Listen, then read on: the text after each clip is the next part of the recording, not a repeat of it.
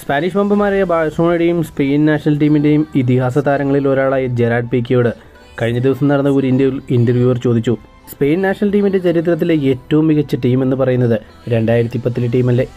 സാവിയും മിനിയേസ്റ്റയും Gerard പീക്കെയും പുയോളും David വില്ലയുമൊക്കെ അണിനിരുന്ന ആ ടീമല്ലേ സ്പെയിൻ്റെ ഏറ്റവും മികച്ച ടീം?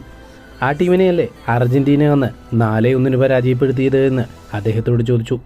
ഉടൻ തന്നെ അദ്ദേഹം അതിന് മറുപടി പറഞ്ഞത് ഇങ്ങനെയായിരുന്നു, അതെ, സ്പെയിൻ്റെ ഓരോ താരത്തിനോട് എടുത്തു ചോദിച്ചാലും അവർ പറയും അവരുടെ ഏറ്റവും മികച്ച ജനറേഷണൽ ടീം അത് 2010 ടീമെന്നാണ്.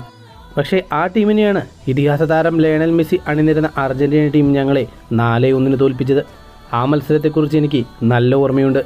അന്ന് ഞങ്ങളേക്ക് വെറും കാഴ്ചക്കാരാക്കിക്കൊണ്ടായിരുന്നു ലയണൽ മെസ്സി ഞങ്ങളുടെ മുന്നിലൂടെ പന്ത് തട്ടിയെടുത്ത് കൊണ്ടുപോയത്. അന്ന് ഞങ്ങൾ അത് കണ്ട് പേടിച്ചിരുന്നു പോയിട്ടുണ്ട്. പക്ഷേ പിന്നീട് ഞാനത് ആലോചിച്ചപ്പോൾ അത് വളരെ ശരിയായ കാര്യം തന്നെയായിരുന്നു. കാരണം ലയണൽ മെസ്സിയുടെ ഫുട്ബോൾ ചരിത്രത്തിലെ ഏറ്റവും മികച്ച കാലങ്ങളിൽ ഒന്നായിരുന്നു 2010-11 സീസൺ.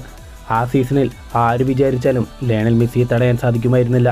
സ്ക്വാഡിൻ്റെ ഡെപ്ത് എടുത്ത് നോക്കിയാൽ ഞങ്ങൾ അർജൻറ്റീനയേക്കാൾ മികച്ച ടീം തന്നെയായിരുന്നു.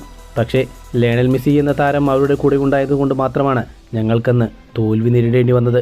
അതെ, ഞങ്ങളുടെ ചരിത്രത്തിലെ ഏറ്റവും വലിയ തോൽവികളിൽ ഒന്നായിരുന്നു ആ തോൽവി.